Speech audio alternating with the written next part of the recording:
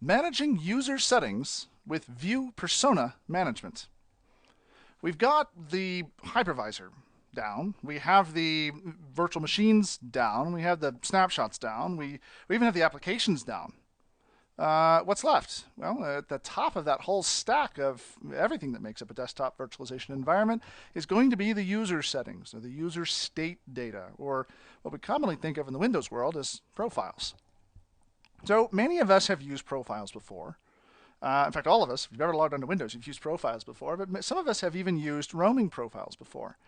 And there's one word that generally kind of surrounds that whole concept of Windows roaming profiles, and that word is that, well, they kind of suck, right? They tend to pick up artifacts. They take a long time to download. They take a longer time to upload sometimes.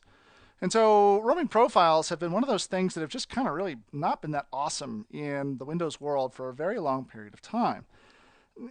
In the Windows desktop world, there aren't honestly that many organizations that still use roaming profiles today. If there are, congratulations, you have survived, and you were probably a profile expert at this point because of having to deal with the day-to-day care and feeding of roaming profiles. Roaming profiles, however, in the terminal services and the RDS type world, however, still are being used today. There's in fact a special kind of roaming profile called an RD roaming profile, or in the old days, a terminal services roaming profile. And a TS or RD roaming profile, it was essentially the same thing, but instead of being in effect, every time you logged on anywhere inside the domain, a TS or RD roaming profile only took effect when you were logging on to specific terminal services or remote desktop servers. Because of that limited scope, using roaming profiles relatively, honestly, worked actually quite well. And in fact, it had to. If you think about it, if I have a farm of terminal servers or remote desktop servers, I could log into or be logged into any one of the servers in that farm. And so consequently, I have to ensure that the user gets a consistent experience so that they can have the ability to log on to any of those servers and know that, well, they're going to get the same settings that they had the last time they logged out. In the virtual desktop world, so here inside of VMware View, you can use roaming profiles. No problems. Well, you can use them inside of the system. They're going to work. But if you have one of the higher level editions, the Premier Edition of VMware View, and you have the right licensing for it, there is actually this thing called View Persona Management, which is kind of like roaming profiles plus. View Persona Management, actually, VMware back a few years ago bought a company called RTO, and RTO had some solutions that they would use for doing roaming profiles in a much more efficient way. Okay, we'll just leave it at that. And so this view persona management, if you have the right licensing for it, you can turn it on. It can deal with all of that user state data, and you don't have to worry about Microsoft's roaming profiles subsystem, which sometimes is somewhat challenging. In fact, if you kind of look here at our computer and our applications back from the little picture that we looked at back in the last nugget, in many ways the roaming the profile data kind of sits on the top of all that stuff, right? The profile contains, I have the computer, and the snapshots contain what is the core configuration of that computer. And then above that now, I've virtualized the applications, so I've got this Word bubble and this Outlook bubble that kind of sit over the top of that. Well, then the profile data in many ways kind of sits on top of all of that to contain all those settings that are specific to the user. Now, there are many ways in which you can deal with user state information. In fact, we've already talked about them when we were talking about the things we needed to do when we were creating pools. Did we want to throw away all of the user information when they logged out? Did we not want to save anything? Or did we want to create user disks? Those disks that would contain the user information there. So all of that is still a portion of this, but I'll say that view persona management kind of layers over the top of all the decisions that we've made thus far. So what does it do? When you're working with view persona management, there are really two things you have to do to get it set up. The first is to create a profile store. That profile store, just like the ThinApp store, is a folder somewhere that subfolders of which will be created associated with each username.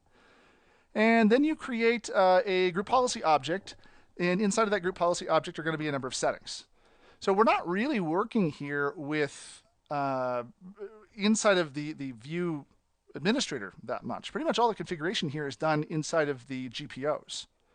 So let's actually spend a minute tooling around in those GPOs and also creating that public store. Here we are back in VMware View Administrator. I'm on vcon.company.pri. Taking a look at our pools that we created before. Where's that pool at? Linked clones pool here on the dashboard. What I have done already is create for you a folder here called Profiles. And I've set up some permissions on this. Really, I've just given everyone full control. You obviously would not do that in your environment, but it just makes things easy for here, so that my users can make use of this share. Okay, so the share has been created. In your real world environment, you wouldn't do this. There actually is a knowledge base article that is called Security Recommendations for Roaming User Profiles Shared Folders. And look at the date on this. March 28 of 2003. That's almost 10 years ago. Or depending on when you read this or watch this video, it might have been over 10 years ago. But it's actually been around for a very long time, and it applies to essentially every version of the operating system. What this does is it tells you how to grant the profile share permissions, also any NTFS level permissions here that you need to, again, for profiles. So again, take a look at that document. If it's been forever since you set up your profile structure, that'll help you out. I believe there's even a group policy that can assist with that, but I'm not sure if that works within the RTO software. Take a look at that document to make sure that you've got all the permissions set up correctly. Once you do have those permissions set up correctly, all the other stuff actually happens here on inside of group policy. Okay, we haven't been over here on this domain controller it's been a couple of nuggets, but you'll see that I have the group policy management console brought up here. And what I want to do is create a new GPO. We'll call it configure view persona. Click OK here. Choose to edit the configure view persona GPO. And under computer configurations, policies, administrative templates here, what we're doing is we want to add and remove, or specifically add, the template that relates to view persona. Okay, I have downloaded these from the installation that you download from vmware.com. And just like before, they're here on the desktop in this group policy files location. What I'm looking for is viewpm.adm. Okay, that's going to add in one more of these additional classic administrative templates under View Agent Configuration for Persona Management. Okay, this is the location where you do all of the configuration for View Persona. Everything's handled here inside of Group Policy. There are four little subfolders down here that control various aspects of persona management. The first one here is Manage User Persona. This is essentially the master toggle switch for turning on View Persona Management. And when you turn it on, the one thing you do have to do is identify how often you want their profile to get synchronized back up to that profile location. Windows in 2008 R2 now supports what is probably a more rudimentary version of this profile upload. But this profile upload gives you the ability to identify how many minutes are going to go by before that profile obviously goes back to the location. You also have to identify what the persona repository location is going to be. Okay, this right here would be, in our case, vcon profiles. If you have user profile paths that are configured in Active Directory, you can override them here. Okay, and then subfolders of this is where it's going to end up with whatever your username is going to be, percent username, percent. So that essentially identifies where it needs to go. Once I've done that, then I have a number of different settings for, okay, well, how am I going to configure what needs to be synchronized so that I can support that whole process occurring with the best performance? First of which is, do I want to remove any local stored personas when the user logs off? Okay, if I have users that are local to that computer, when I log them off, do I want to clear it out? A lot of times that is a good idea because it kind of cleans out the virtual desktop whenever the user logs off.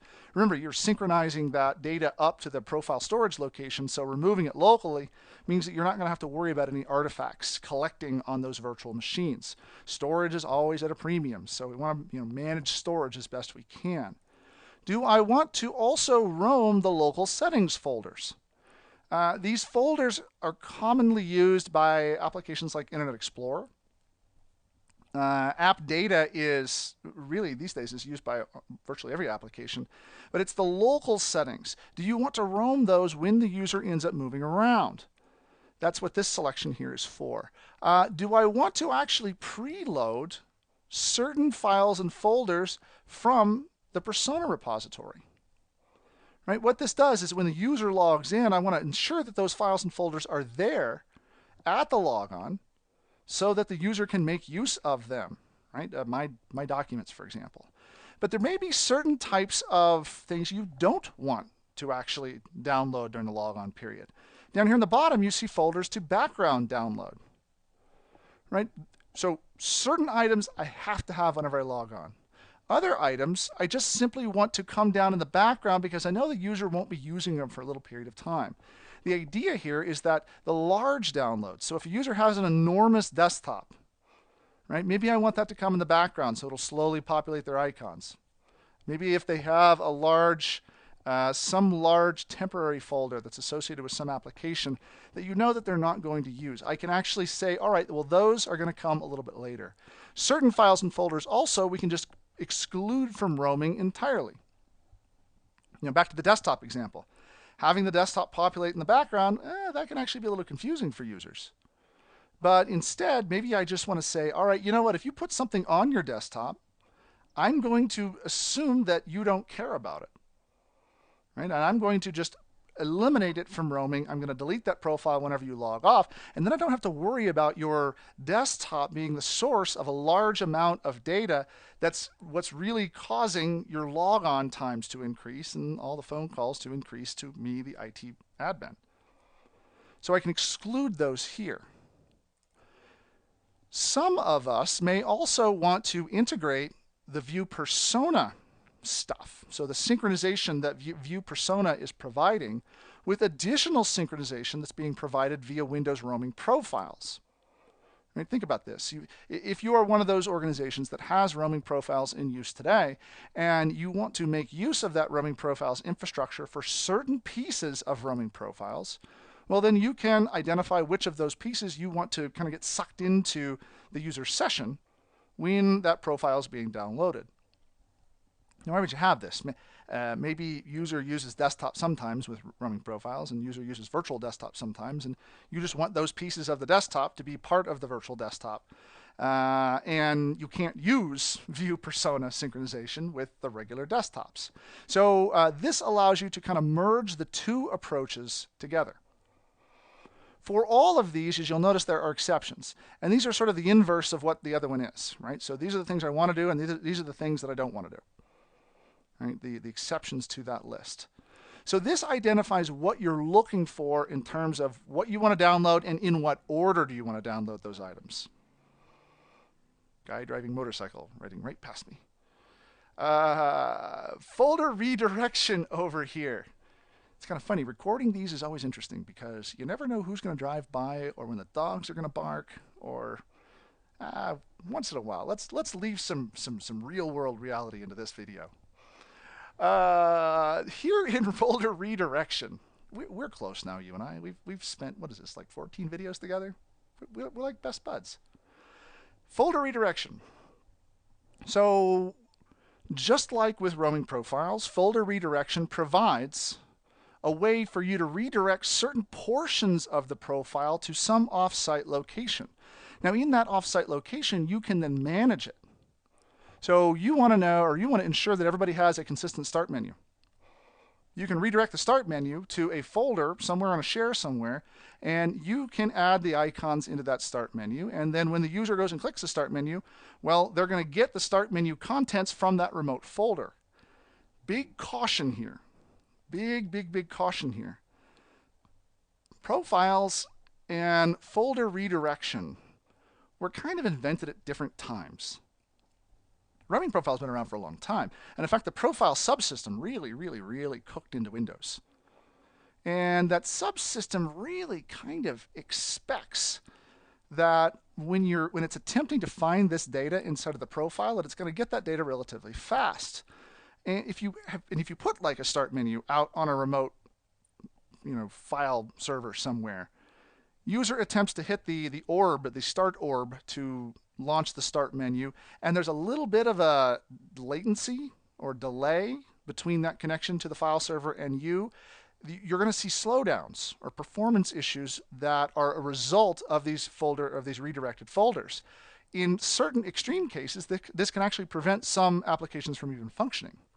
So be very cautious with folder redirection. Some people adore folder redirection. Other people abhor folder redirection.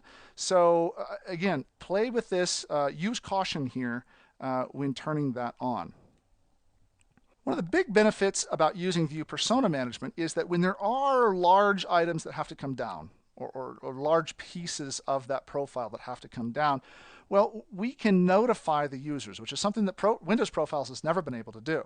So you'll see here there's an item under Desktop UI that says, all right, so show me the progress when I've got a big file that's coming down from the persona repository. With it, I give a minimum file size. So below this, I just don't care. Above this, go ahead and show that progress bar, just to give the user some visual notification that, okay, the reason why things are not happening the way you think they are is because I'm still doing stuff. That's what we're intending to do here. Do I want to hide the offline icon, okay, for locally stored persona profiles? I can do that here as well. Do I want, or not hide it actually, because it's hidden by default. And then also, do I want to send critical errors to users via icon alerts? Okay, something goes wrong. Let the user know that something is going wrong. If you played with roaming profiles before, you know that the when stuff goes south problem with roaming profiles. Roaming profiles just do not perform well when things are not working perfectly. So this is a really nice benefit to using view persona management. A couple of items here for logging, what the file name, destination, flags, and debug flags are. Okay, what are the things you want to log, and then how detailed do you want to log them?